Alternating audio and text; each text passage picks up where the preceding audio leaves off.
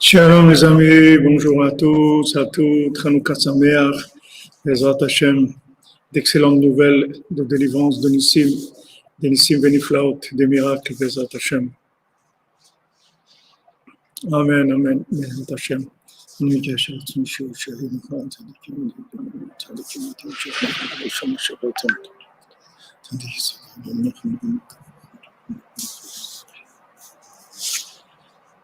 Alors on commence Bezrat Hashem par les Chofetz Chaim, il est interdit de médire d'un enfant, même s'il n'a pas encore atteint la maturité religieuse. Si l'on est convaincu de la nécessité de la chose, on pourra rapporter les faits qui l'incriminent, à condition qu'ils soient véridiques et que ceci ne le pousse pas à la rébellion. L'interdit de médisance concerne l'ignorant en Torah, et plus forte raison l'érudit. Notons que toute personne qui aujourd'hui est capable de répondre à une question de halakha est considérée comme un Talmid Chacham à ce sujet-là. Voilà pour le Chofetz Chaim. Merci à notre ami Binyamin qui nous envoie régulièrement. Ashrenu, Matov Chelkenu. Alors, on fait le cours Bezrat Hashem pour le Fouach Shlema de tous les malades. Et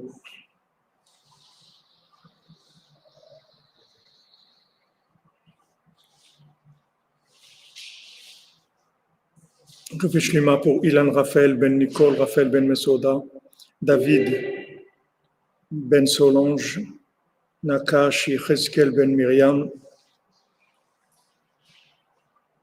pour l'Ilul Nishmat de Yehuda ben Lin. Il y a encore un nom qu'on m'a donné.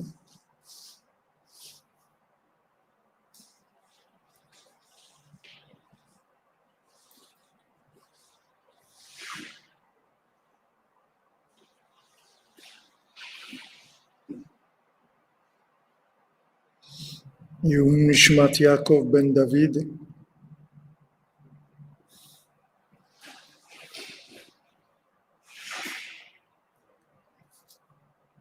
Refouach Shlema pour David ben Solange Lydia. Et Refouach Shlema pour Albert Abraham ben Sultana. Et Dvorah Myriam bat Korina Yala Bezrat Hashem. Merci Stéphane Brasi pour le message, que tu m'as envoyé. Merci. Donc, Bezrat Hashem, voilà. Hashem va nous faire des nissim beaucoup plus grands que ceux de Hanouka et de Purim et d'Égypte, et tout va avoir des nissim extraordinaires. Bon, Hashem, cette petite bougie-là, cette petite fiole-là, elle est très très puissante. Elle est plus puissante que tout ce qui peut se voir et qui a l'air impressionnant. Cette fiole-là, elle est beaucoup plus puissante que tout. Donc hier, on a vu Serra Okuma, Shara Goula, on a vu le principe des cheveux noirs, des cheveux frisés en rond. Shchorani Venaba, je suis noir et je suis belle. C'est le principe qu'Abraham, il a été Metaken Shachrit, il a instauré Shachrit, comme Rabbeinu, il explique que Shachrit, c'est la Shon Shacharut. Baruch haba, bienvenue. Les Shachrit, c'est Shacharut, c'est-à-dire que ça vient en fait, le Shachar, quand on dit Shachar, c'est Shachut, c'est noir, c'est pas la lumière. La lumière, elle vient de l'obscurité. Yotzer or boré chosher. Boré chosher, Yotzer or. Olam Abria, il est plus élevé que Olam Yetzira. C'est-à-dire que l'obscurité, elle est plus élevée que la lumière. Mais l'obscurité dont on parle ici, c'est la capacité de contracter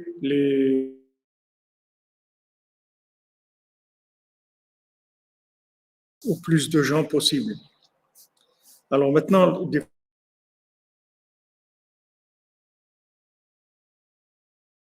elle tombe dans les 4 royautés de Sitracha, qui sont les Chokhmot Chitzoniot, qui sont les explications, comme on a dit hier, les explications logiques, les explications des lois naturelles. C'est-à-dire quand on tombe dans l'explication des lois naturelles, c'est ça le pouvoir de la Sitracha. C'est-à-dire si on ne croyait pas dans les lois naturelles et dans le système de cause à effet, la Sitracha, elle n'aura aucun pouvoir du tout. Tout son pouvoir, elle le tire de ça, de dire le fait qu'on pense qu'il y a un système de cause à effet.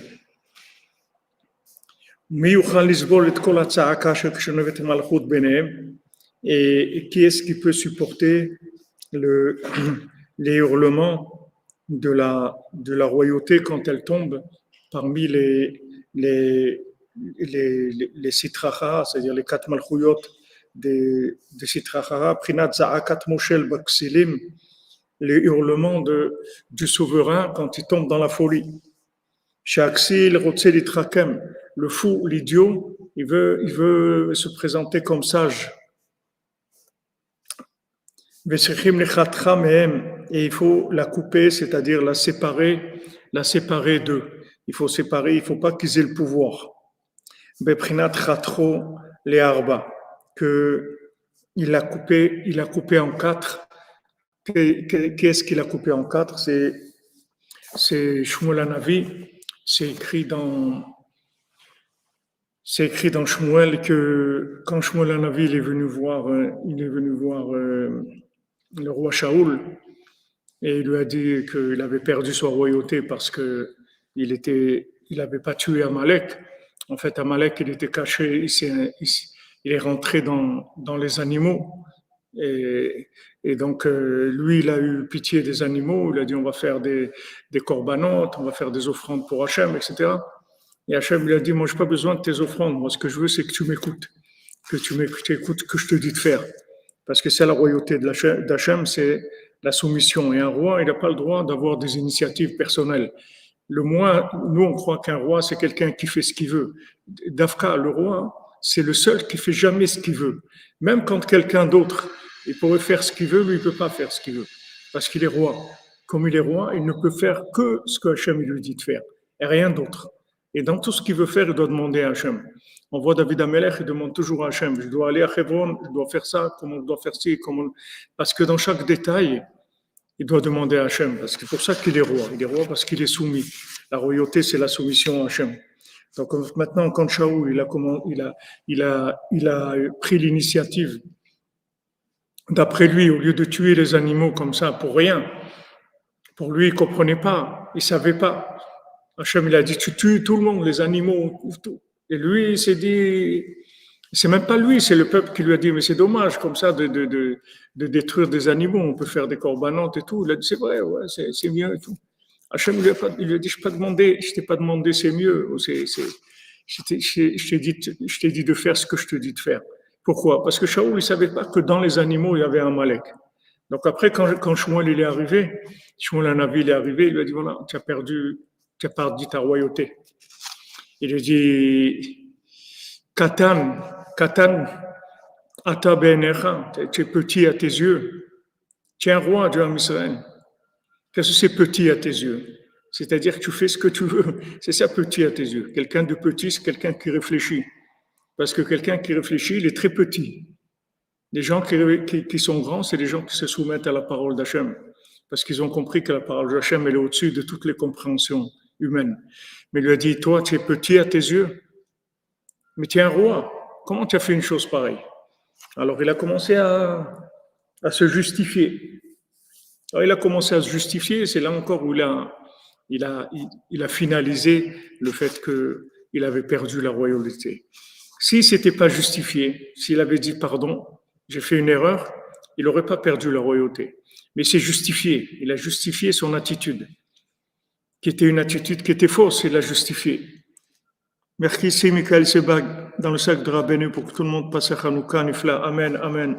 Toi aussi, ta famille, Béat Hashem. Il lui a dit, tu n'es pas un petit, tu es un roi.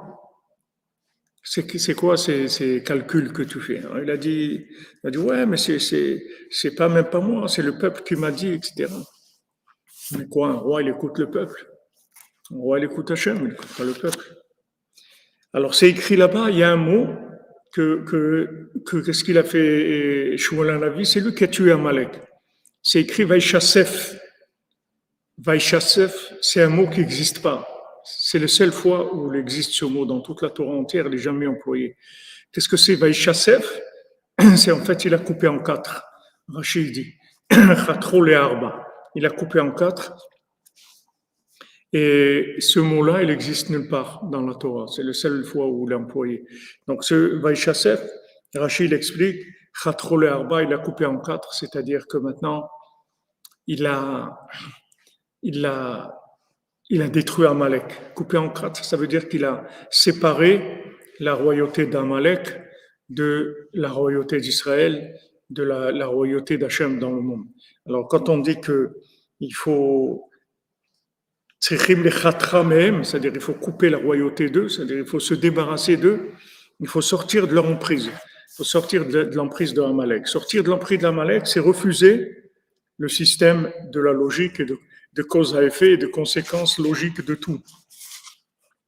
On accepte une logique de fonctionnement, mais pas une logique d'orientation. Logique de fonctionnement, pas de problème. On achète des chaussures, on met des chaussettes, on lave notre linge, on mange de la nourriture qui est saine, on fait ce qu'il y a à faire dans le fonctionnement, il n'y a pas de problème. Mais pas dans l'orientation.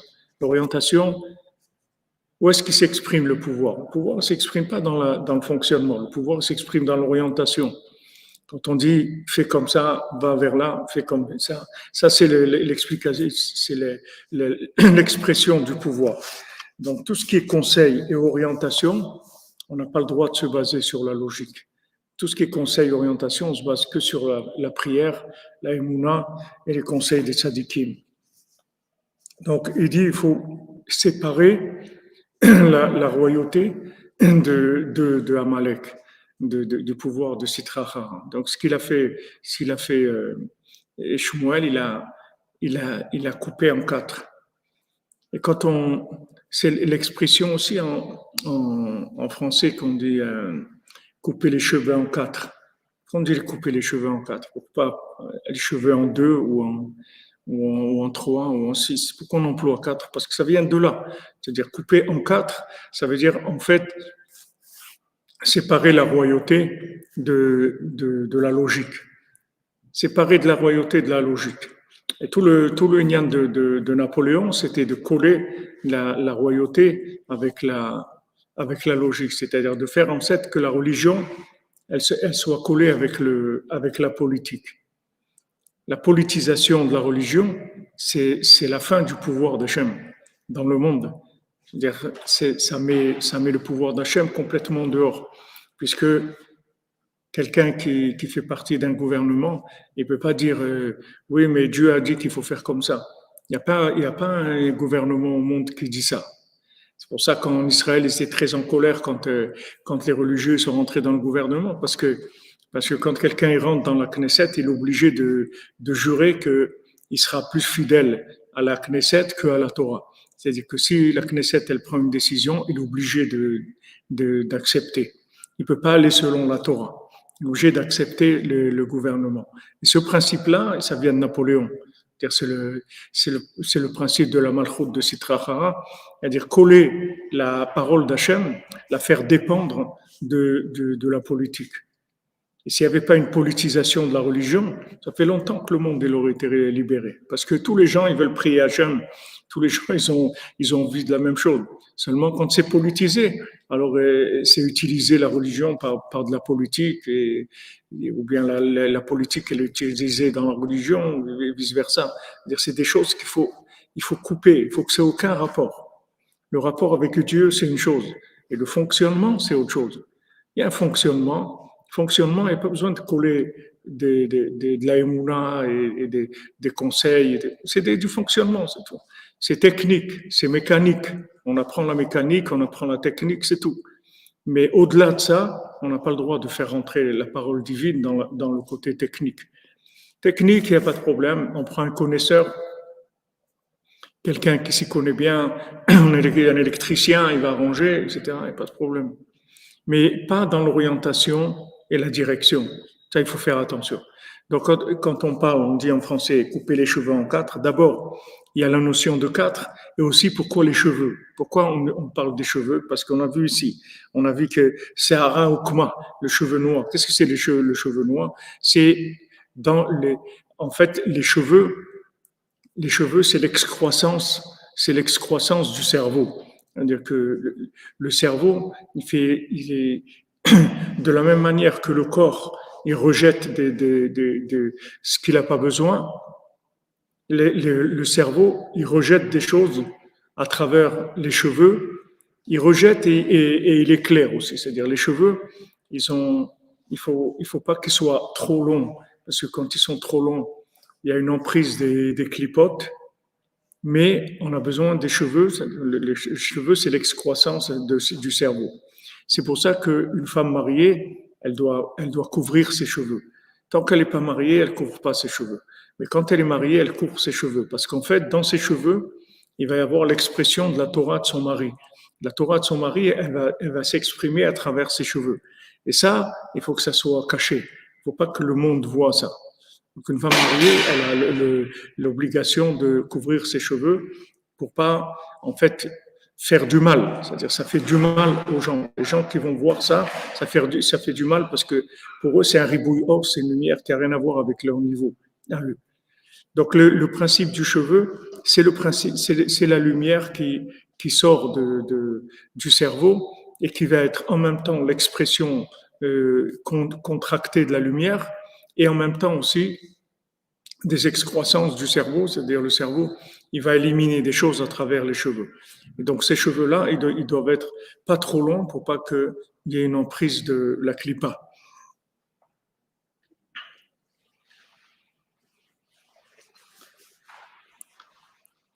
Oui, ce soir, Bezrat Hashem, c'est la 5e bougie, c'est le Yortzeit Laïloa de Rav Ben Nachman, la 5e bougie. Donc, Shmuel Hanavi, il a coupé en 4 Amalek. C'est-à-dire qu'il a détruit la royauté de Sitra Achara et il a ouvert la porte à la royauté de David Ameler, puisque David Ameler, il est venu après Shaoul, c'est la deuxième étape de la royauté du Ham Israël, c'est-à-dire ça a commencé par Shaoul, et après c'est David avec la maison de David.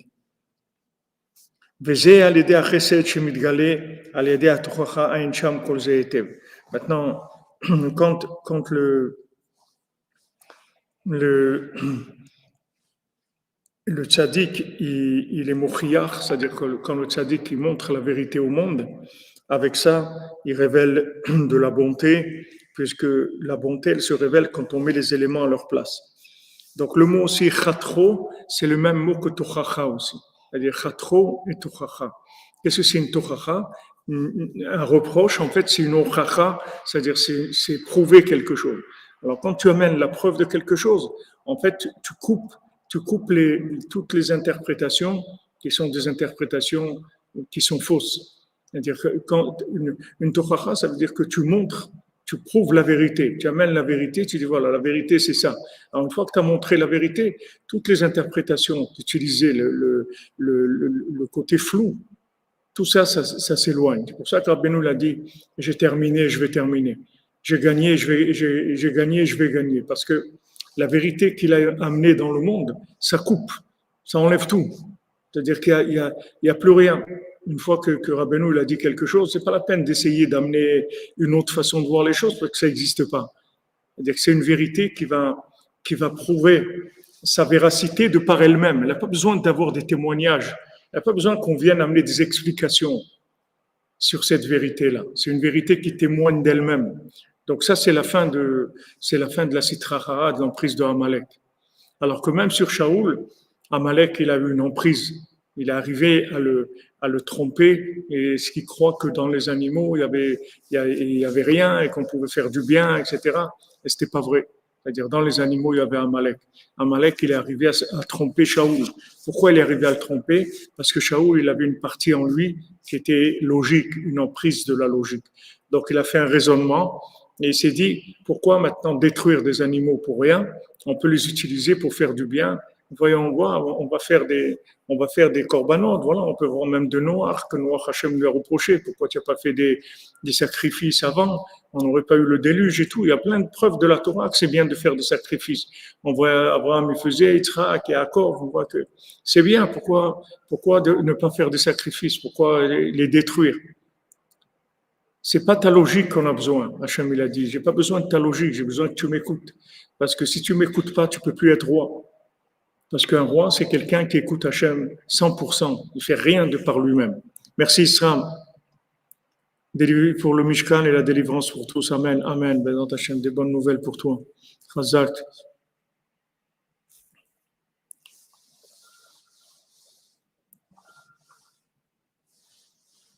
Alors, cette emprise de la logique, elle s'est vue après quand il a justifié. Quand il a justifié son attitude, là, il a montré qu'en fait, il se basait sur un raisonnement. Il a dit pourquoi? Pourquoi? Mais c'est bien, qu'est-ce qu'il y a?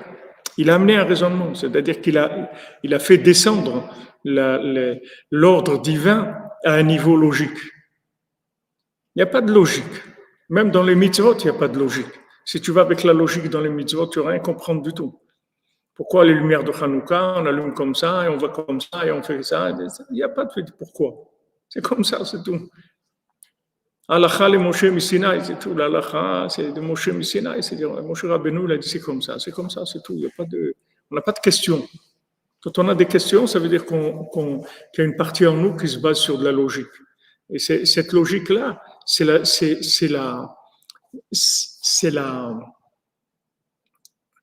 la base de la malchoute de Sitraha.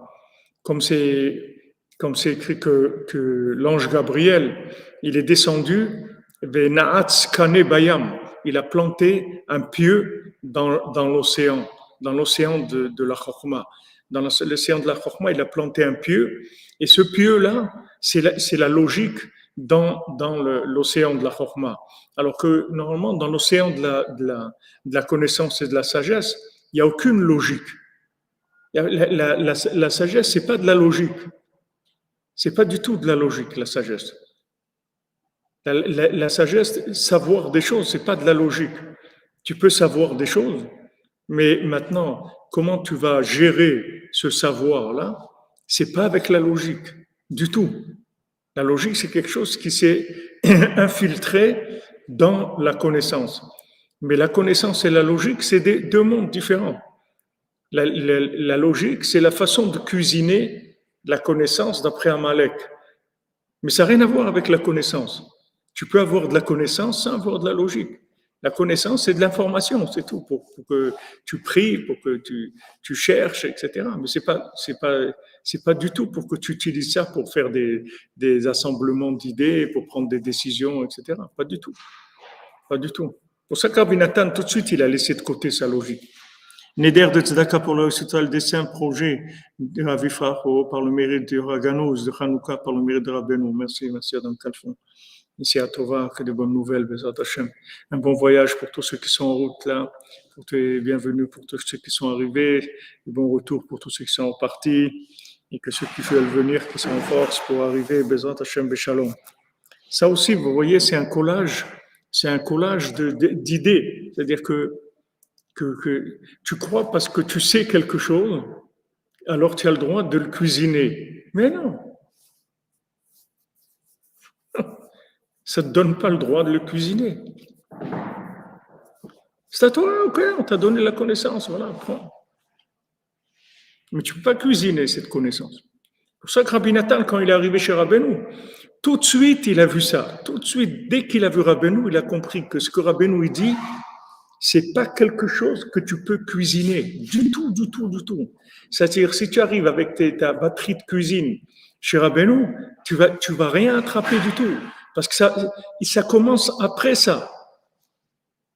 Même la cuisine qu'ils ont trouvée, quand le Baltfila, il a pris les gens qui étaient tombés dans la Ta'avat Mamon, il les a amenés dans cette cuisine où il y avait des plats, des mets extraordinaires. Il disait où elle était cette cuisine, elle n'était pas dans ce monde. Elle n'était pas dans ce monde, cette cuisine. Elle était en dehors du monde. C'est-à-dire là où Rabbeinu, il cuisine sa Torah, c'est pas dans ce monde. C'est-à-dire que tu vas jamais rien comprendre logiquement à ce qu'il te dit. Mais par contre, tu vas tirer la vitalité par la connexion, par la émouna, par la soumission, par l'engagement, tu vas tirer la vitalité. Mais pas par la logique. Rabbi Nathan, il a compris ça tout de suite. Tout de suite, il a senti ça. Dès qu'il est rentré chez Rabbeinu, alors que Rabbi Nathan, c'était un connaisseur en Torah, il a fréquenté beaucoup de tzadikim, mais lui-même, c'était un tzadik et un érudit en Torah. Mais il a compris que cette Torah-là, c'est comme Hanouka. Tu regardes, c'est tout. Tu regardes la lumière de Hanouka, c'est tout. Tu n'utilises pas, tu ne réfléchis pas, tu regardes, c'est tout. Tu observes, tu t'imprègnes, tu fais confiance, tu tires de la vitalité, tu n'utilises pas, tu ne cuisines pas ça. La cuisine de la Chokhmah, c'est l'emprise de Amalek dans le monde de la Chokhmah. Et c'est avec ça qu'il a attrapé le monde entier. Et le monde de la Torah, le monde de la Torah. Et il a attrapé tout, la plupart des gens qui ont été contre Rabbeinu et tout. Comment ils sont arrivés à ça? Parce qu'ils ont cuisiné la Torah. Ils pensaient qu'ils avaient le droit de manipuler la Torah. Par exemple, vous voyez même dans la halakha, c'est comme ça. Quand le Talmud dit que quand tu fais un raisonnement par comparaison, une zarashava, c'est-à-dire un raisonnement comparatif, tu ne peux pas le faire de toi-même. Il faut que tu l'aies reçu de ton Rav qu'il a reçu depuis Moshe Rabbeinu. Alors, en fait, tous les gens qui étaient dans le Talmud, ils avaient leur quantité de Gzara qu'ils avaient. Il y en a, il en avait 15, il en avait 40, il en avait 30. Ils avaient reçu de leur Rav celle-là et celle-là et celle-là et celle-là, donc ça, ils les utilisaient. Pourtant, c'est des raisonnements par comparaison. Là, il y a écrit ça, et là-bas, il y a écrit la même chose. Donc, les autres éléments qui sont avec ces deux éléments aussi, on peut les assembler. Maintenant, faire ce raisonnement comparatif-là, ça, c'est que si tu l'as reçu de Moshe Rabbeinu. C'est-à-dire de Moshe Rabbeinu qui a transmis jusqu'à ce que ça arrive à ton Rav et qui te les a transmises. Mais c'est tout. C'est-à-dire qu'il n'y a pas de participation logique du tout, bien que c'est comparatif. Alors que tout le fonctionnement de Amalek, c'est la science expérimentale. Qu'est-ce que c'est la science expérimentale? C'est que de la comparaison. Si tu dis aux gens, tu n'as qu'à dire aux gens, n'importe quel scientifique du monde, dans n'importe quel domaine, voilà, on est d'accord de vous écouter à condition que vous n'utilisez pas du tout le raisonnement par comparaison. Vous allez voir qu'il s'arrête tout de suite. Il va tout de suite à Pôle emploi, il n'a plus de travail, il ne peut rien faire. Il ne peut rien faire parce que tout est basé sur de la comparaison. Tout. Tout, on observe, et puisque maintenant il y a ça ici et ça là, et truc, on déduit que voilà, il y a ça et ça et ça. C'est que ça la science. La science expérimentale, c'est que de la comparaison. Et Rabbeinu nous dit que l'emprise de la Sitra Achra, elle est sur la comparaison. C'est-à-dire que maintenant, le raisonnement comparatif, il va automatiquement entraîner une présence de la Sitra Achra, parce que c'est vrai que ça ressemble, mais c'est pas la même chose. Ça ressemble, mais c'est pas la même chose. Maintenant, le raisonnement de Shaoul, c'est un raisonnement correct. N'importe qui te dit ça. Ça a l'air correct, le raisonnement. Voilà, maintenant, il y a des animaux, ils sont bien et tout. On va faire des corbanotes pour Hachem. On va venir faire des sacrifices pour Hachem.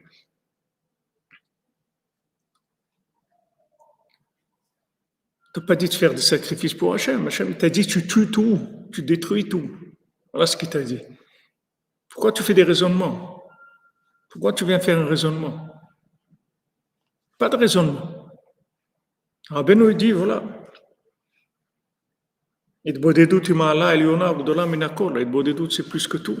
Rabbi Yitzhak Breiter, il a écrit une lettre de chizouk sur l'Itbodedut, ça a été traduit en français d'ailleurs. Et il te dit voilà. Et Yitzhara, il te laissera tout faire, mais pas ça. Et toi, tu dois lui dire, ben, justement, présentement, je vais commencer avec ça. Je fais que ça. Après, on voit pour le reste. Mais d'abord, je fais ça. D'abord, je fais de doute. Après, on voit. Mais ça, c'est prioritaire. D'abord, je fais ça. Après, on voit. On dit, Breslever, ils disent, quelqu'un il va arriver de l'autre côté après 120 ans. Quelqu'un qui connaissait Rabbi Nachman, et on va pas lui dire pourquoi il a fait telle bêtise et telle bêtise. On va lui poser une seule question. Il dit, tu avais ton Rav, c'était Rabbi Nachman? Oui. Il va dire oui. Il va dire, pourquoi tu l'as pas écouté? C'est tout. Dans cette question, il y a tout. Pas besoin qu'ils disent, j'ai fait ça, là, il m'est arrivé tel. On n'a pas besoin de rentrer dans les détails. Tu as écouté ce qu'il t'a dit de faire? Qu'est-ce qu'il t'a dit de faire principalement? De faire Hitbo des doutes. Il te dit, tu fais Hitbo des doutes. Le jour où tu fais Hitbo des doutes, ce jour, il est réparé. Donc voilà, tu as fait Hitbo des doutes. Alors ça y est, c'est réparé. C'est tout. Tu fais de soucis de quoi? Mais ça, il n'y a pas de raisonnement là-dedans. Ce n'est pas du raisonnement. Baruch Haba, Hanouka Sameach.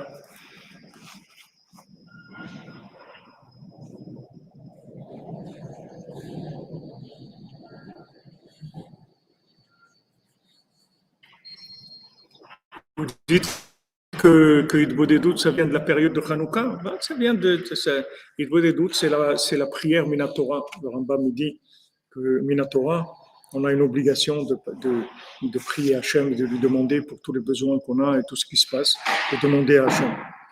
Donc Hitbo des doutes, Rabbeinu dit qu'il n'y a pas un tzaddik qui est devenu un tzaddik sans faire Hitbo des doutes. Ça n'existe pas. Tous les tzaddikim, ils ont fait Hitbo des doutes. Mais nous, même si on n'est pas des tzaddikim, mais pour arriver à s'en sortir, on a besoin de parler avec Hachem, c'est tout, parce que Rabbeinu, il a dit de faire ça, c'est tout. Quand Rav Nachman Tuchiner, qui était l'élève de Rabbi Nathan, et le Rav et le père de Rav Ben Nachman, que Bézat Hachem ce soir, c'est Haïloula, le 5e maire de Hanouka, il a parlé avec son père et il lui a amené beaucoup de choses par rapport à l'Aïdbo des doutes, comment c'était quelque chose d'extraordinaire et que ça a aidé beaucoup, etc. Alors son père, une fois qu'il a fini de parler, Rav Nachman Tuchiner lui a dit, regarde mon fils, nous on fait Hitbo des doutes parce que Rabbeinu il a dit de faire Hitbo des doutes, c'est tout. C'est tout. Après les explications, amène ce que tu veux comme explication. Mais nous, on fait Hitbo des doutes par Emouna dans Moshe Rabbeinu, c'est-à-dire dans Rabbeinu. Il nous a dit faire Hitbo des doutes, on fait parce qu'il a dit, c'est tout. Comme il a dit notre ami Gabali, Yoni Gabali, parce qu'il a dit, c'est tout. Pourquoi je vais à Ouman en Shana? Pourquoi on est là maintenant à Hanouka? Qu'est-ce qu'on a à faire ici? Il fait froid. Parce qu'il a dit, c'est tout. C'est tout. C'est tout, c'est tout. C'est bien, c'est sûr. Qu'est-ce que ça veut dire c'est bien? J'en sais rien. Qu'est-ce que je veux dire? Je vais t'expliquer qu'est-ce que ça veut dire bien. Je ne sais pas. C'est bien, on se retrouve à Ouman, on peut prier, il y a une ambiance, tout ce que tu veux. Amène toutes les explications que tu veux. Mais il y a une seule chose pourquoi on fait ça, parce qu'il a dit. Voilà ce qui doit nous motiver. Dans tout, c'est comme ça. Kol mitzvotecha emuna. Toutes les mitzvot, on les fait parce que Hachem, il a dit de faire. Pas parce que c'est bien. C'est bien, c'est sûr. Mais pas d'explication, parce qu'il y a des explications logiques. Ça ne veut pas dire qu'on n'a pas le droit d'expliquer logiquement. Tu peux expliquer tout ce que tu veux. Mais le moteur de l'engagement dans la chose, c'est pas l'explication. Le moteur, c'est le fait qu'il a dit de faire ça. Il a dit de faire, c'est pour ça que je le fais. Et quand tu fais comme ça, la Sitra Achara, elle ne peut pas s'infiltrer. Parce que la Sitra Achara, elle rentre par la logique. Dès qu'il y a un raisonnement, elle place une ambassade dans ton terrain. Elle place un pieu sur lequel Gabriel Naatz Kanebeya Machokhma, il a planté, Rabbeinu dit, un pieu dans l'océan de la Chokhma. Et sur ça, il y a toutes les clipotes c'est sur ça que Rome s'est construit. Rome, Rabbeinu rapporte là-bas, Rome s'est construit sur ce pieu-là qu'il a planté Gabriel dans l'océan de la Chokhma. C'est-à-dire, quand on a rentré dans la logique, dans la connaissance, ça y est, ça a donné l'emprise de Rome, l'emprise de Esav, de Amalek, de toutes les clipotes. Il n'y a pas de logique. Il n'y a pas de logique. C'est-à-dire que quand maintenant, tant que tu fais les choses par confiance, pas par logique, il ne peut rien t'arriver, on ne peut pas te bouger. Quand est-ce qu'on va te bouger? C'est quand tu commences à faire des calculs. Tu dis, bon, si je fais ça, alors c'est vrai, bon, mais maintenant je dois faire ça, et tu commences à raisonner. Dès que tu commences à raisonner, ça y est, ça commence à... Rabbeinu dit même le Yetziara, Rabbeinu il dit dans Sefer Hamidot, ne commence pas avec le Yetziara, ne commence pas à faire des raisonnements avec lui. Ça, je dois faire, et ça, je ne dois pas faire, c'est tout. Commence pas à discuter avec lui. Discute pas. Et je ne veux pas discuter avec toi. Ça, c'est interdit, je ne le fais pas, c'est tout. Ah, maintenant, je n'ai pas pu me retenir, je l'ai fait et tout. Ok, je ne l'ai pas fait parce que ça et ça. Je l'ai fait parce que je me suis fait avoir, c'est tout. Oh, pardon, Hachem. Et sache que c'est pas ça que je veux faire et je voudrais plus recommencer à faire des bêtises, etc. Clair, c'est-à-dire il faut être clair dans ses idées. Même si quelqu'un, Shalom, il tombe, mais il faut pas qu'il mette de la philosophie dessus, la philosophie du besoin. Ne rajoute pas de la philo, ne construis pas des raisons pour lesquelles tu es obligé de faire ça ou tu n'as pas pu faire ça. Ok, tu t'es fait avoir, c'est tout. Ça y est, ne va pas plus loin, ça suffit. Pardon Hachem, je me suis fait avoir. Voilà, même Shaoul, il aurait dit ça, il n'aurait pas perdu la royauté. Il aurait dit pardon Hachem, je me suis fait avoir. Non, il a commencé à argumenter. Il a commencé à faire la théorie de Freud et la psychanalyse et la psychologie et les traumatismes de l'enfance et les trucs des parents et l'éducation. Il n'y a pas de trucs, tout ça. Jette tout ça. Jette tout ça. Ça c'est oui, ça c'est non, c'est tout. Ne commence pas à amener des arguments. N'argumente pas les choses. Dis voilà, je me suis fait avoir. Ça c'est mal. Il fallait pas que je le fasse. C'est tout. Ah, maintenant, tes parents, ils étaient alcooliques. On n'a rien à faire de tout ça. On n'a rien à faire de tout ça. Ça, c'est non. C'est tout. Et ça, c'est oui. C'est pas compliqué. Ah, tu peux pas. C'est autre chose. Viens, on va t'aider. Bézant Hachem. On va te protéger, que la prochaine fois, tu ne tombes pas. Que la prochaine fois, tu aies la force de faire ce que tu as à faire. Mais le rapport, il est clair. C'est oui ou non. Mais il n'y a pas de raisonnement. Toutes les philosophies de besoin, c'est des catastrophes. Combien de gens ils ont entraîné dans une folie totale en mettant des raisonnements sur les comportements qui sont pas bien. Ils ont mis des raisonnements pour justifier. Ne justifie pas ni ce que tu fais du bien, ni ce que tu fais de mal. Ce que tu fais de bien, tu le fais parce qu'Hachem il a dit de le faire, c'est tout. Ne justifie pas. Ne dis pas que manger cachère, c'est bon pour la santé ou faire la Brit Mila, c'est bon pour, ça protège de certaines maladies. Ne rentre pas là-dedans. Tu fais parce qu'Hachem, il a dit. Hachem, il n'a pas dit à Abraham Avinu, on va faire la Brit Mila parce que ça va te protéger des maladies ou des trucs. Il a dit que tu fais ça, c'est tout. Et il a dit, d'accord, je fais ce que tu me dis de faire. C'est tout, c'est ce rapport qu'ils avaient. Pas de raisonnement. Aucun raisonnement.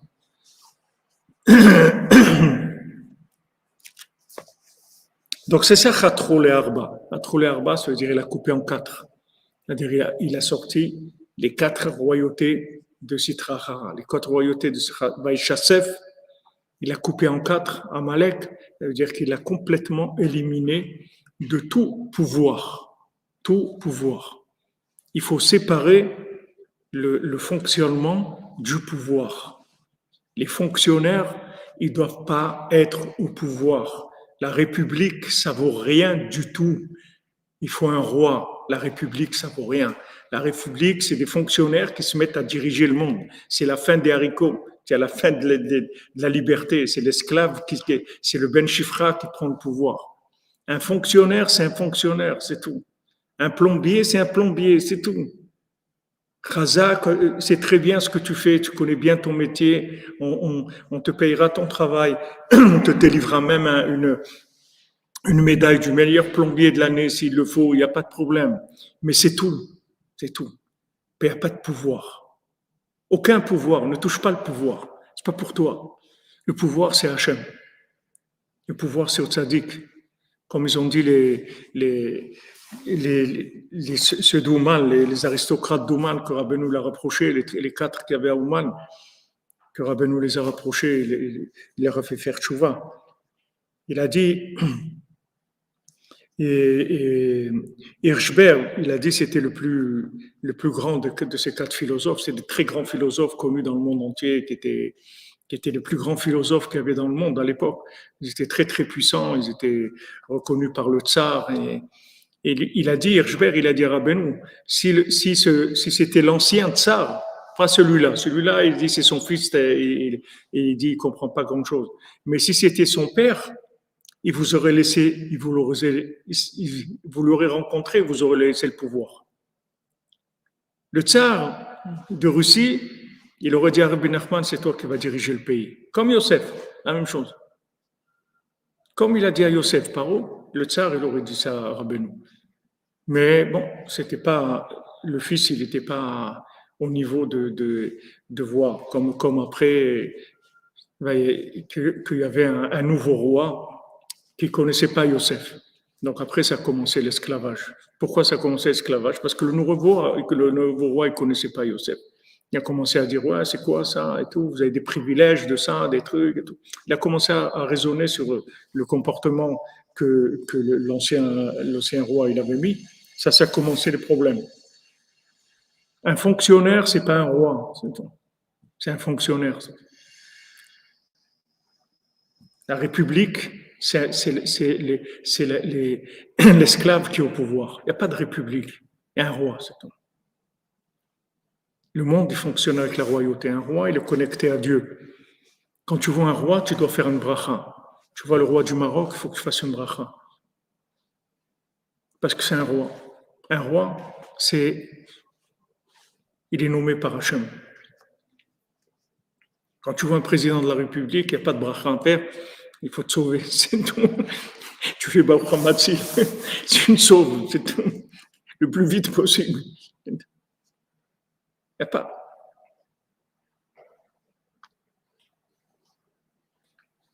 Tu dis Samuel comme le roi du Maroc Hassan II avec André Azoulay. Je ne connais pas l'histoire. Moi, j'ai connu. Je l'ai vu Hassan II, je ne connais pas. Pour le Mishkan, qui puisse être un phare qui diffuse le Mishkan de Rabbeinu dans le monde 24 heures sur 24. Amen. Michael Mathiongo, que Hashem te bénisse. Yerbou Kamocha, Bezat Hashem.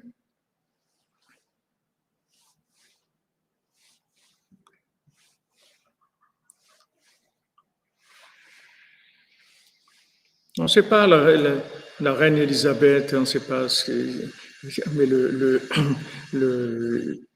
il peut y avoir des inversions à tous les niveaux. Même le roi Shaoul, c'est pas besoin d'aller chez la reine Elisabeth. Le roi Shaoul, il a laissé vivre Amalek, donc ils n'avaient pas besoin de parler de la reine Elisabeth. Shaoul Amalek, le premier roi du Ham Israël, il s'est fait inverser. Le premier, vous dites, wow, c'est le premier roi. Il s'est fait inverser. Donc, ça ne veut pas dire que le roi, c'est quelqu'un qui est pas inversable ou inversible, je ne sais pas comment on dit. Il peut être inversé, mais c'est la forme de royauté dans le monde, c'est tout. La forme de pouvoir, c'est la royauté, c'est pas autre chose. Je me souviens quand j'étais étudiant, je ne sais pas aujourd'hui s'ils sont encore présents ou mais il y avait les royalistes à l'époque. Je me souviens en France, quand il y avait les élections avec Le Pen et Arlette Laguillet, tout ça, il y avait les royalistes aussi. Je ne sais pas si aujourd'hui ils se présentent encore aux élections, mais il y avait les royalistes. C'était très peu, mais ils étaient là. Parce que la royauté, c'est la forme de pouvoir unique qu'il y a au monde. Dans l'homme Israël, il n'y a pas de président, il n'y a pas de Knesset, et rien du tout. Il y a un roi, c'est tout. C'est Hachem qui a décidé que c'est comme ça, et c'est lui qui le nomme. Donc n'importe quel roi du monde, il y a une présence divine. C'est-à-dire qu'il y a une dimension. Il a une dimension, vous voyez, qui n'est pas comme un homme habituel. Il a une inspiration divine en lui. C'est un roi. Il fait une bénédiction. On voit un roi. Il fait une bénédiction. Un président, c'est un fonctionnaire, c'est tout. C'est un fonctionnaire. Un fonctionnaire peut prendre des décisions. Il ne peut pas avoir de pouvoir. Un fonctionnaire, il travaille dans la technique, c'est tout. Mais pas de pouvoir. Il faut séparer ces deux choses-là. Les Amalek, ils collent les deux choses. Ils croient que parce que quelqu'un, il sait des choses, alors il a du pouvoir. Non. Tu peux savoir beaucoup de choses et être un danger public. Et tu sais beaucoup de choses. Ça ne change rien. Tu peux savoir tout, même toute la Torah et tout, et tu es un danger public. Parce que qu'est-ce que tu vas faire avec cette connaissance? C'est ça qui est important. La connaissance, ce n'est pas un visa pour le pouvoir. La connaissance, ce n'est pas un droit au pouvoir. Ça, c'est Amalek qui a mis ça dans le monde. Que les gens qui sont très instruits, alors ils ont du pouvoir. Que pour être président, il faut avoir fait l'ENA ou avoir fait Rabbeinu dit, pour diriger un pays, il faut être un cordonnier. C'est-à-dire, le cordonnier, c'est lui qui dirige le pays. Quand Hachem il a vu le cordonnier, il a pris le gouverneur, il a éliminé, il a dit c'est toi qui vas être gouverneur. Après, il a mis rendu gouverneur sur la ville, après sur tout le pays. Qu'est-ce qu'il a pris? Un cordonnier, un homme simple. Parce que Rabbeinu dit là-bas explicitement dans le conte que pour diriger un pays, il n'y a pas besoin du tout d'être quelqu'un d'instruit. Il y a besoin d'être quelqu'un de vrai, c'est tout. Simple et vrai. Quelqu'un, il venait et dit, voilà, faites comme ça et comme ça. C'est tout. Il n'y avait pas il ne donnait pas d'explication. Il n'y avait pas d'explication. Quand il prenait une décision, ce n'était pas le résultat d'un raisonnement. Vous voyez dans le Sanhédrin, les gens qui rentraient dans le Sanhédrin, c'était des gens qui devaient être capables d'amener des raisonnements opposés à la Torah et qui viennent de la Torah. C'est-à-dire tout ce qui est, par exemple, interdit par la Torah, ils devaient amener des raisonnements comme quoi c'est permis et c'est une mitzvah de le faire. Si quelqu'un n'était pas capable d'amener le contraire de la Torah en raisonnement, et le prouver de la Torah elle-même pour ne pas rentrer dans le Sanhédrin. Pourquoi? Parce que le Sanhédrin, à des moments, il devait prendre des décisions qui étaient opposées à la Torah. Comme d'écrire la Torah orale, d'écrire la Gemara, c'est interdit de la Torah. D'écrire la Mishnah, c'est interdit par la Torah. On n'a pas le droit. D'après la Torah écrite, c'est la Torah écrite. L'oral, on n'a pas le droit de l'écrire. Maintenant, ils ont vu que l'oral allait s'oublier complètement.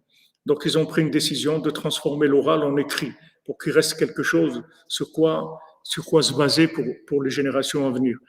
Donc, et la sot l'Hachem, il y a un moment qu'il fallait faire pour Hachem, Hefiru Toratecha. Ils ont fait le contraire de la Torah et ils ont dit on va écrire la Torah orale.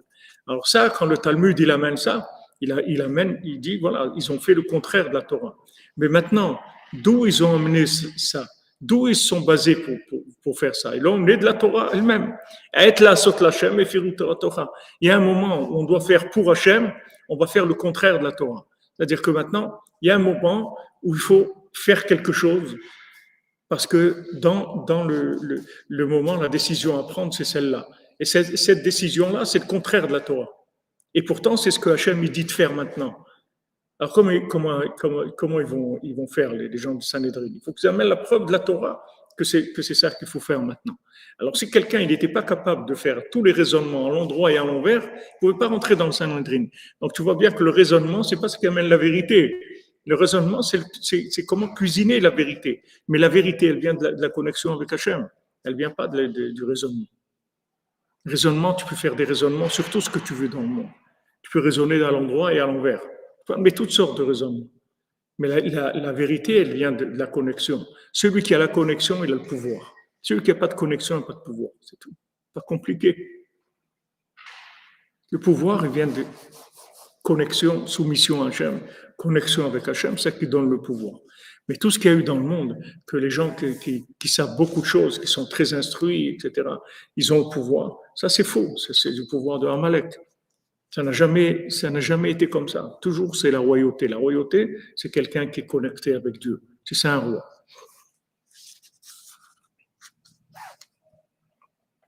Tout à fait. Tout à fait. Vous dites c'est l'évolution anthropologique, je ne sais pas. Je ne peux pas vous suivre dans l'anthropologie.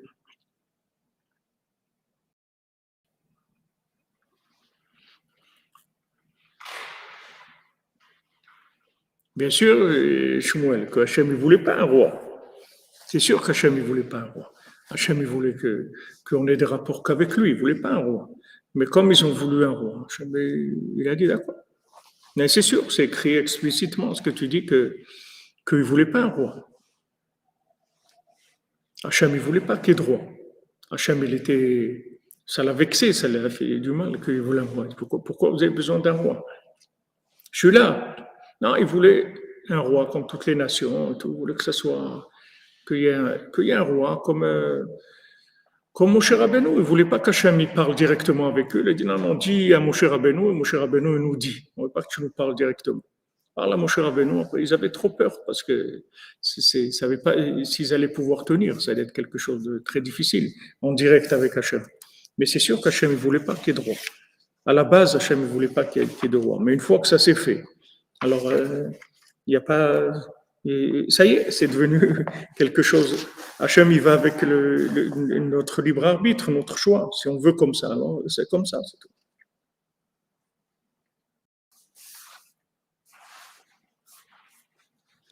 Alors, maintenant, ce qu'on a vu là, c'est la Gdama que Rabbi Nathan fait, c'est la préface pour parler de Hanouka.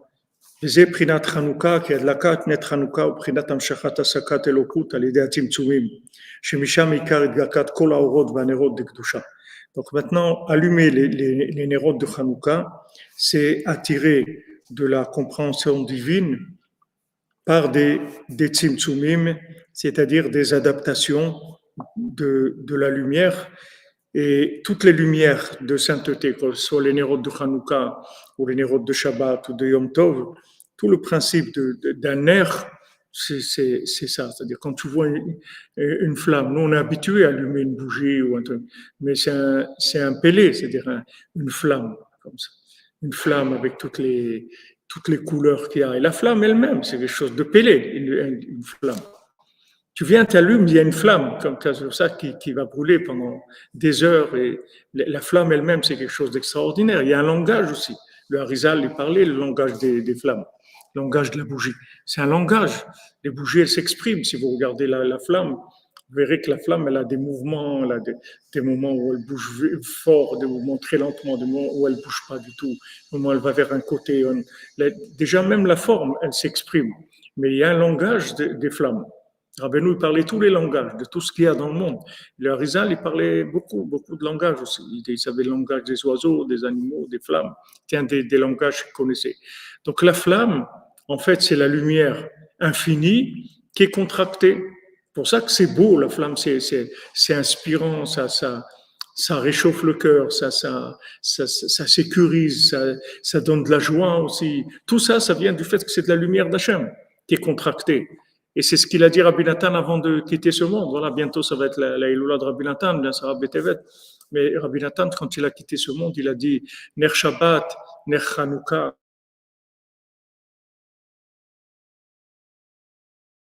de halachot sur ça. J'ai des milliers de paroles sur ça, mais il n'y a plus la force. C'était déjà, il était à la fin il était quelques heures avant de quitter ce monde.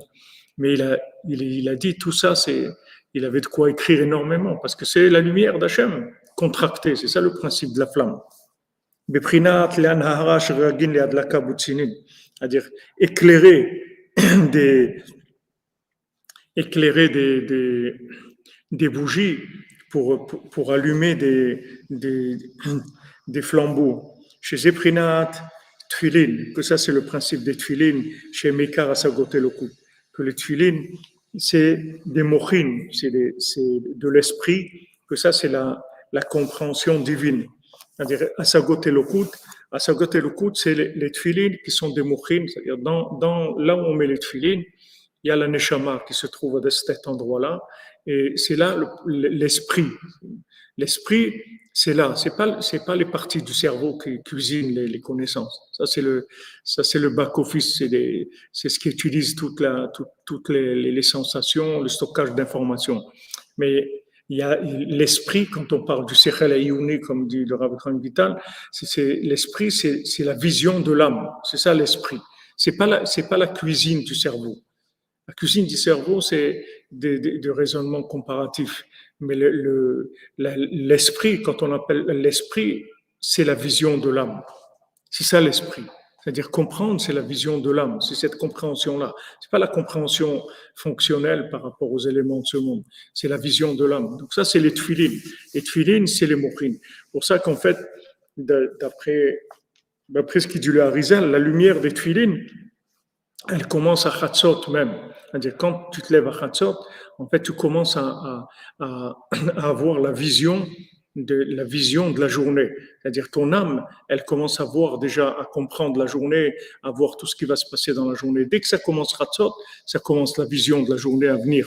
C'est le début de la journée, au niveau esprit. Donc, la lumière des tfilines, elle-même, elle vient de là, puis elle grandit, jusqu'au moment où on peut mettre les tfilines. À ce moment-là, on fait la connexion dans la réalité. Chez Omrim Az, Veshemen Hatov, Tarik al-Sheva, Kane Amnora, que maintenant on dit que de la bonne huile, tu vas verser sur les sept branches du chandelier. Qui amshachat asagat elokut, aledatim sumim, zeprinat shemimshach, shemen hatov. Qu'est-ce que c'est maintenant la compréhension divine? Par des adaptations, c'est-à-dire des contractions de la lumière, ça s'appelle que l'huile, la bonne huile qui descend. Shemen Mishrat Kodesh, de l'huile d'onction sainte. Sheuprinat Adat Akadosh, qu'est-ce que c'est? C'est la conscience véritable. Les Torkelim Vetzimsumim. Quand on amène la conscience véritable dans des kelim et des tzimtzumim, c'est-à-dire dans des récipients, Shem Hashemen Ve'akli Ve'aptila, qui sont l'huile et le récipient dans lequel on met l'huile, et la mèche, Shebahem Nitlao, que maintenant sur la mèche, c'est là où la lumière elle va s'accrocher. C'est-à-dire qu'en fait, quand on allume la bougie, la mèche, quand on allume, la flamme, elle descend, elle se pose sur la mèche. En fait, cette flamme qui va venir quand on va allumer, c'est pas parce qu'on a allumé qu'il y a la flamme.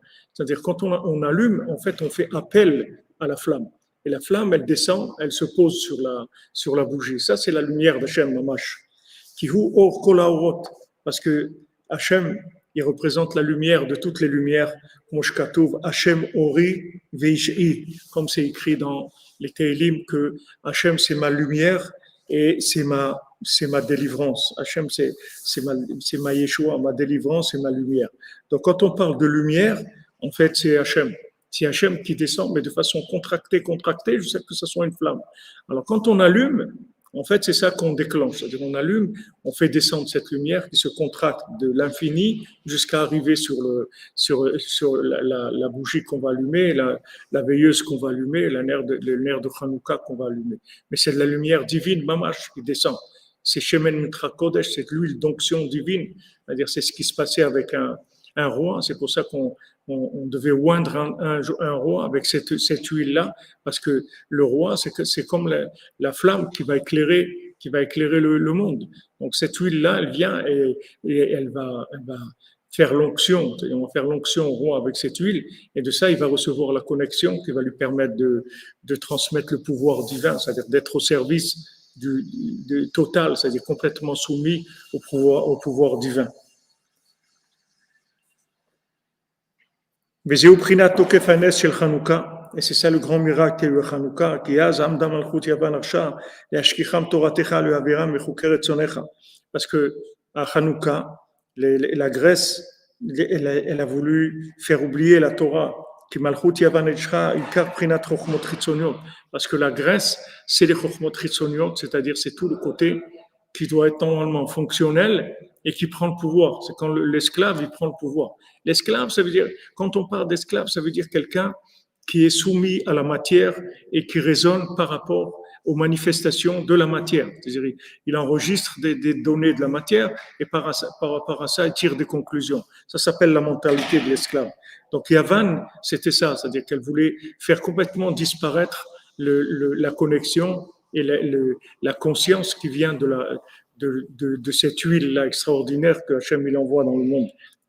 L'huile, c'est l'esprit. L'esprit, il fonctionne avec de l'huile. Les shmanim, dans l'esprit, il y a des huiles, il y a de l'huile. Et c'est pour ça que les gens qui font certaines bêtises, surtout dans l'alliance, alors ça Rabbeinu dit, ça rend les gens fous, parce que ça détruit les énergies qu'il y a dans le cerveau, jusqu'à que la personne ne peut mamash devenir folle avec ça. Parce que les Grecs, c'est eux qui ont fait le maximum pour amener de la philosophie dans le monde, comme on voit on a étudié Rabbi Shah ben Hanania, qui a été voir les Grecs, les philosophes d'Athènes et qui a discuté avec eux, etc. Parce que c'était eux les cerveaux d'Amalek dans le monde, c'est eux. Pas aujourd'hui. Aujourd'hui, ça se trouve plus dans les mêmes endroits, mais à l'époque, c'était eux. Chez Zeikar et Gabrut Malchut Arsha, que tout le pouvoir négatif, il vient de là. Chez Uprinat Arba Malchuyot Shel Malchut Gdusha, que maintenant ça vient s'opposer aux 4 royautés d'Hachem, c'est-à-dire aux 4 principes de la royauté d'Hachem, qui sont les 4 lettres du Shem Havaya, qui se révèlent dans le monde. C'était un moment terrible, très très dur.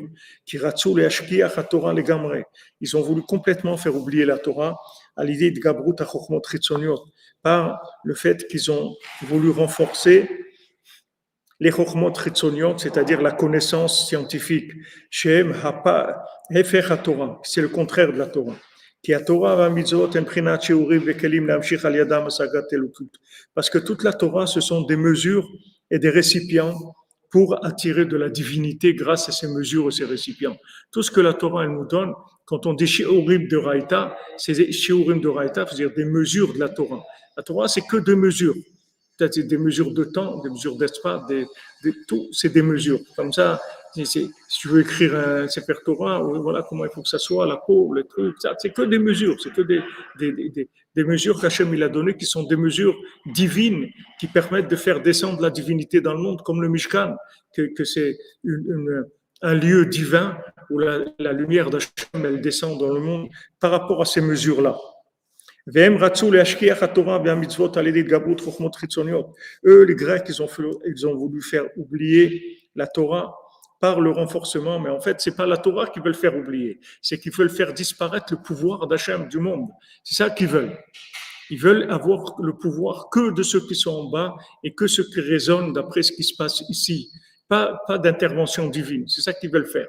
Éliminer l'intervention divine, comme aujourd'hui, c'est les mêmes. C'est même Yévanim, les Paro, les pyramides et tout, c'est les mêmes. Il n'y a pas de changement, c'est les mêmes. Il y a pas eu, c'est toujours le même. Depuis la tour de Babel et tout, c'est les mêmes qui veulent faire sortir complètement la shgacha pratique, c'est-à-dire le principe de la providence divine du monde. Eux, ils veulent que dans ce monde, ça soit que de la logique. Comme Esav, il a dit, moi ici, c'est que manger, et l'argent et trucs. Il n'y a pas d'autre monde. C'est que ici, c'est tout. Donc, c'est pour ça qu'il voulait faire oublier la Torah. Parce que tout le principe de la Torah, c'est comment on fait descendre la lumière de l'autre monde dans ce monde-là. Chez Mprinat Malchut Ha'asha, chez l'Arba Malchuyot, chez Gabrot Malchut Dikdusha. Donc, c'est les quatre royautés négatives qui attaquent la royauté de la sainteté, chez Chokhmatata, que la royauté de la sainteté, c'est la Chokhmatata, ce qu'on appelle la Chokhma d'en bas, la sagesse d'en bas, c'est le comportement, c'est le conseil qu'Hachem donne à travers la Torah. Tous les 613 mitzvot qui sont des conseils, et tous les conseils qu'on reçoit, qui est la Torah orale, ce sont toutes des contractions de la divinité dans la réalité. Un conseil d'Hachem, c'est quand maintenant, par exemple, voilà, on vient au man et tout, mais nous, on ne sait pas qu'est-ce que ça veut dire. On ne sait pas. Nous, on sait que c'est bien parce que Rabbeinu l'a dit, il faut faire ça. Mais c'est tout, mais on ne comprend rien. Il n'y a qu'une logique là-dedans. Aucune logique. N'importe qui, tu vas commencer à raisonner avec toi, il va dire, mais reste chez toi à la maison. Qu'est-ce que tu fais? Tu es fou, il fait froid, les trucs, le PCR, le truc. Mais t'es fou. Qu'est-ce que tu fais? Parce que tu ne peux pas comprendre. Et toutes les gens qui ne comprennent pas, alors ça y est, pour eux, c'est de la folie, c'est de l'hérésie, c'est une secte, c'est n'importe quoi. C'est n'importe quoi, ils peuvent sortir. Pourquoi? Parce qu'ils vivent, ils ne savent pas qu'eux-mêmes, ils vivent sous l'emprise de la Sitra et que toute leur vie, c'est des raisonnements. Et ces raisonnements, c'est Amalek qui leur envoie. Eux, ils croient qu'ils réfléchissent, mais ils réfléchissent avec des outils qu'Amalek leur a transmis. C'est comme ça que les gens ils sont sous l'emprise de Amalek. Maintenant, quand on a choisi de se soumettre à Moshe Rabbeinu, quand on a choisi de soumettre au Tzaddik, alors on reçoit des conseils, mais ces conseils, nous on les comprend pas. C'est Chokhmah d'Hachem qui descend en bas. C'est comme la bougie de Hanouka. Tu as une petite bougie comme ça et tu as toutes les lumières de tous les univers qui viennent dans cette bougie et tout. Mais qu'est-ce que tu vois? Tu n'as pas vu. Si tu voyais Hiroshima, d'accord? Waouh, Hiroshima, truc et tout. Mais tu vois rien. C'est-à-dire, c'est plus puissant qu'Hiroshima, tu vois rien du tout. C'est juste la émouna, c'est tout. Tu allumes, tu une bracha et tu dis merci mon Dieu, tu manges tes beignets, c'est tout, tranquille. Il n'y a pas de. Et qu'est-ce qui s'est passé? C'était des bouleversements énormes, mais tu vois rien. C'est-à-dire qu'il n'y a pas, logiquement, tu ne peux pas prouver qu'est-ce que c'est une bougie de Hanouka.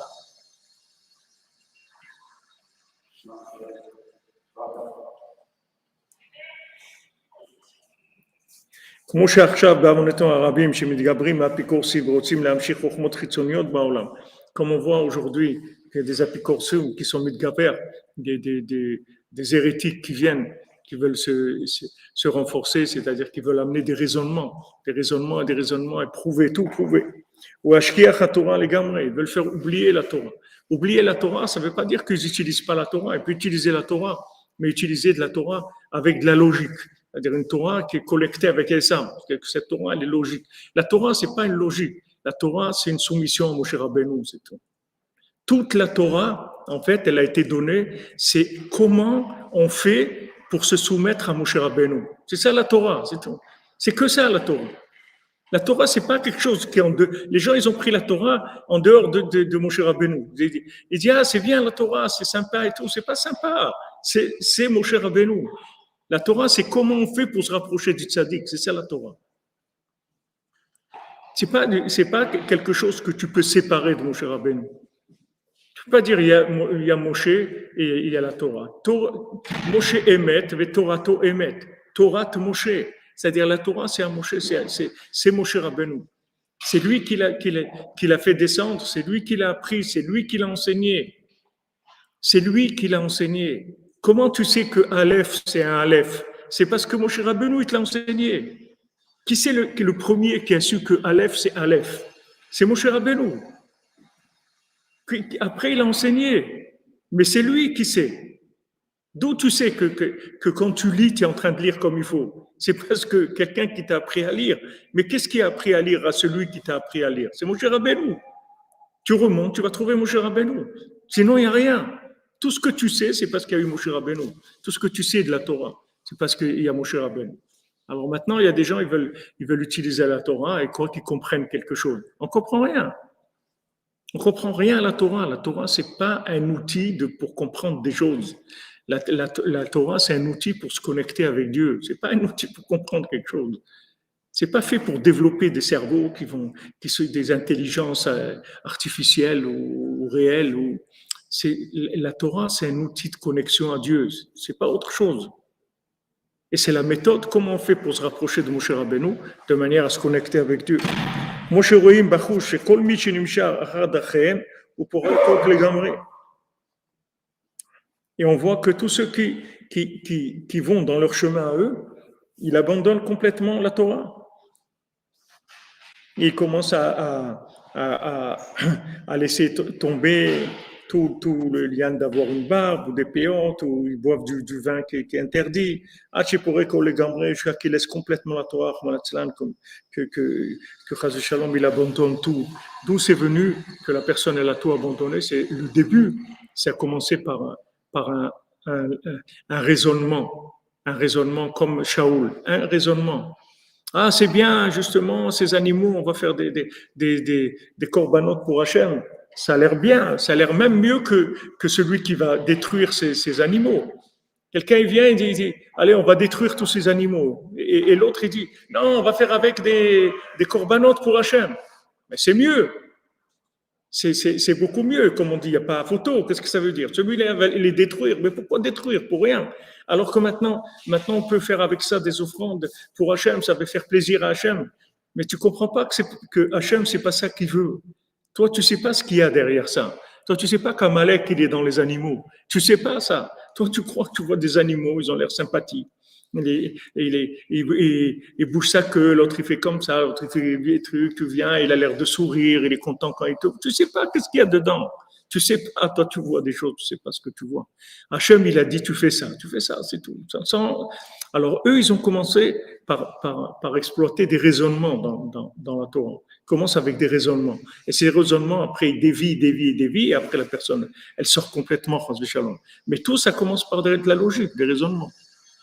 Ils veulent comprendre les Rabbeinu, ils veulent comprendre Rabbi Nathan, ils veulent comprendre la Torah. Il n'y a rien à comprendre.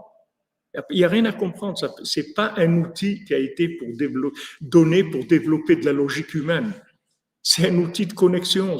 Tu sais tout. Tu vois de la Wi-Fi, tu es connecté, c'est tout. Il n'y a pas de logique là-dedans. Il n'y a aucune logique. Et quand il y a de la logique, c'est là où il faut faire le plus attention. La Torah nous met en garde. Quand tu vois qu'on t'a expliqué des choses, c'est là où il faut que tu te méfies le plus, parce que c'est dangereux que tu crois que c'est l'explication qui justifie la chose. La chose, elle est escalée. Et des fois, on est obligé de te donner des explications parce que fonctionnellement, des fois, tu as besoin d'avoir des adaptations de la chose. Donc, on te donne en même temps des outils qui vont te permettre après d'utiliser ça dans toutes les situations.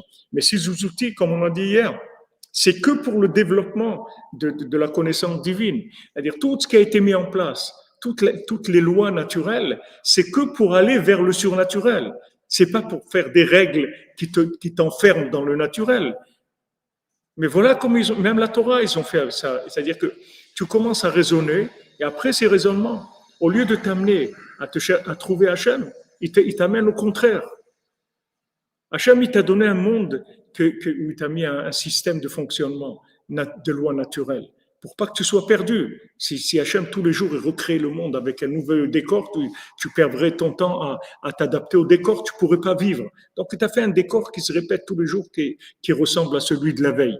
Mais tout ça, c'est pour que tu ailles vers des miracles, pour que tu saches que tout peut changer. À chaque seconde, tout peut changer, parce que de toute façon, tout est nouveau.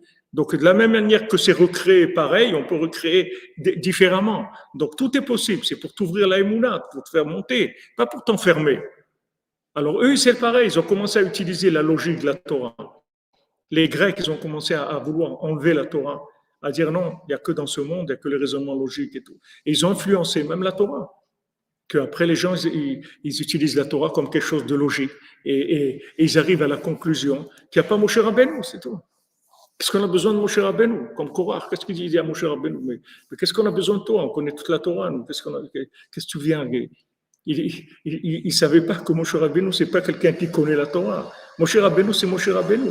C'est l'outil de connexion à Hachem. Exclusif. Exclusif, il n'y en a pas d'autre. Et il lui dit, regarde, viens, on va pas se disputer. Alors viens, on demande à Hachem s'il veut te rendre, te donner ce que moi j'ai, il veut te le donner à toi. Je te souhaite du plaisir et vraiment qu'il te le donne. Je serais très content qu'il me débarrasse de ça. Il n'y a pas de problème, prends-le. Il n'y a pas de problème. Parce que lui, il a vu Moshe Rabbeinu comme un président. Il n'a pas vu comme un roi. Il a vu comme un président. Alors que Moshe Rabbeinu, il a un digne aussi d'Alaha, c'est un roi. Moshe Rabbeinu, il a le digne de Melech. Moshe Rabbeinu. Moshe Rabbeinu, il n'y a pas de problème. Tu crois que cette place-là, c'est une place que j'ai eue par des élections, de la politique et tout. Alors viens, on va demander à Hachem. Et s'il veut te mettre à toi, pas de problème. Et après, il y a eu ce qu'il y a eu. Mais tout le problème de Korah, dès qu'il a commencé remettre en question la place de Moshe Rabbeinu, tout de suite, il a commencé à comprendre la Torah à l'envers. Tout de suite, il a commencé à dire, mais une maison qui est pleine de livres, pourquoi il y a besoin de mezouza? Dans la pièce elle-même, il y a 100 fois ou 1000 fois le Kriyat Shema. Qu'est-ce que j'ai besoin de mettre la mezouza? Un talit qui est entièrement en techelet, qu'est-ce qu'il y a besoin de fil techelet? Le talit lui-même, il est en techelet. Ces raisonnements-là, si tu rentres logiquement dedans, tu peux croire que c'est vrai, parce que c'est des raisonnements logiques. Mais la différence qu'il y a, c'est qu'Hachem, il a dit, c'est comme ça, c'est tout.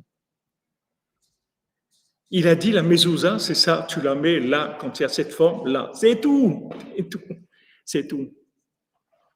Mais lui, dès qu'il a commencé à se séparer de Moshe Rabbeinu, il a commencé à comprendre la Torah de façon inversée. Tout de suite, il a commencé. Et pourtant, Korach, c'était un érudit plus grand que Moshe Rabbeinu en Torah. Donc, ça, il était plus grand dans la Torah que Moshe Rabbeinu. Il connaissait la Torah plus que Moshe Rabbeinu. Mais Moshe Rabbeinu, c'est Moshe Rabbeinu, c'est tout. La neshama de Moshe Rabbeinu, c'est Moshe Rabbeinu. Personne qui est Moshe Rabbeinu. La Torah, elle est à Moshe. Si tu veux connaître la Torah, il faut que tu passes par Moshe. Alors, la racine de ça, c'est les Grecs. La racine de ça, c'est les Grecs. Les Grecs, eux, ils ont voulu séparer complètement le monde de la présence divine. Donc, ils ont voulu enlever la Torah qui donne les outils de connexion à Hachem pour dire ici, il n'y a que de la logique, c'est tout. Voilà pourquoi on allume d'après ici ce que nous dit Rabbi Nathan. Ah, la logique, elle n'est pas synonyme de vérité, pas du tout. C'est même le contraire. La plupart du temps, il faut se méfier. Il faut se méfier des raisonnements logiques. La Emouna, c'est tout. Rabbeinu, il a dit de parler de la Emouna. Ouais, ils ont rendu exactement la logique comme la vérité, la suprématie de la vérité, la grande vérité. Ezrat Hashem, Besod Rabbeinu, voilà. Il y a les nouveaux qui sont arrivés pour Hanouka, pour éclairer le monde. Bezrat Hashem, chacun qui vient chez Rabbeinu, il éclaire le monde. Il éclaire le monde. Il donne dans notre tzaddik la possibilité de se manifester dans le monde. La mezouza, vous demandez qu'est-ce que c'est? La mezouza, c'est un parchemin qu'on met à l'entrée. L'écouter de Philot, oui, Shalom Benita. Merci. Merci, mon ami. Heureusement que tu es là, que tu nous rappelles. On va voir l'écouter de Philot d'aujourd'hui. Ribono Shalom, maître du monde, Chitarti Lecha Kapai, j'étendrai devant toi mes mains, Azor, Oshia. Aide, délivrez-nous, Oshieni, Al-Kolpani, Me'ata, Haresh, Shelozachiti, Livashea Behemet. Sauve-moi, au moins à partir de maintenant, puisque je n'ai pas eu pour l'instant la possibilité d'être délivré de façon vraie et parfaite. Adena, puis jusqu'à maintenant. Rachem alay me'ata, bala rachamim, aie pitié de moi à partir de maintenant. Celui qui possède la miséricorde, Baal Yishua, celui qui possède les délivrances. Al tashlicheni milefanecha, ne me jette pas de devant toi, ne me rejette pas. Veruach kodshecha tikach memeni, et ton souffle divin ne me l'enlève pas. Al tashlicheni le'et zikna, ne me laisse pas tomber dans la vieillesse. Tichlot kochi atazveni, quand j'ai plus la force, ne m'abandonne pas. Ozreni leman shmecha, aide-moi pour ton nom, Oshieni leman rachmecha, délivre-moi par ta miséricorde, leman chasdecha atzumim, par ta bonté immense, Sheinam tamim, qui se limite jamais, Venam kalim leonam, qui ne se termine jamais. Comme shkatuv chasde Hashem, la bonté d'Hashem, qui lotamnu, qui lochalu rachamav, qui se termine jamais, qui ne se finisse jamais sa miséricorde. Kishachal afar nafshenu, parce que notre âme, elle est couchée par terre. Davka laaret bitnenu, notre ventre, il est collé au sol. Kuma bezratenu, lève-toi pour nous aider. Upedenu, le ma'an chazdecha, délivre-nous dans ta bonté. Yeh le ratson imrepi v'yon libi lefanecha, Hashem, tsuri v'goali. Voilà, l'écouter de Tfilon, c'est dans la deuxième partie, la Tfila 51. Sur Rabbi Natan Taken Aleinu. Voilà les amis, bonne journée. Chanukah Sameach, on se retrouve pour l'allumage dans 1h30, 2h, 5h30, 6h, Bezat Hashem. Portez-vous bien. Ici à Tova, bon voyage à tous ceux qui arrivent. Il y a beaucoup de gens qui arrivent, qui sont en route. Baruchim Abayim, tous ceux qui sont là. Et voilà, que Bezat Hashem, le kavod du tzaddik, il éclaire le monde. Que le monde entier se rende compte qu'il y a Hashem. C'est tout ce qu'il veut, Rabbeinu.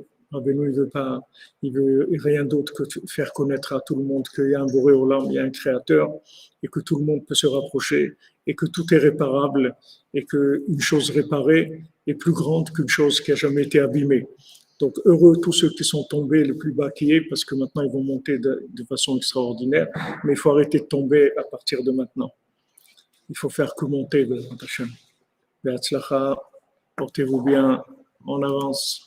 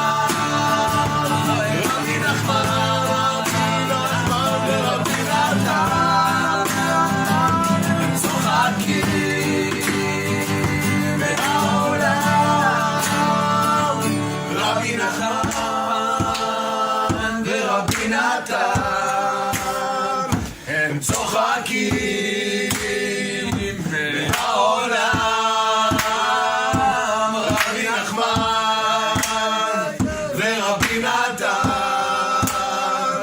הם צוחקים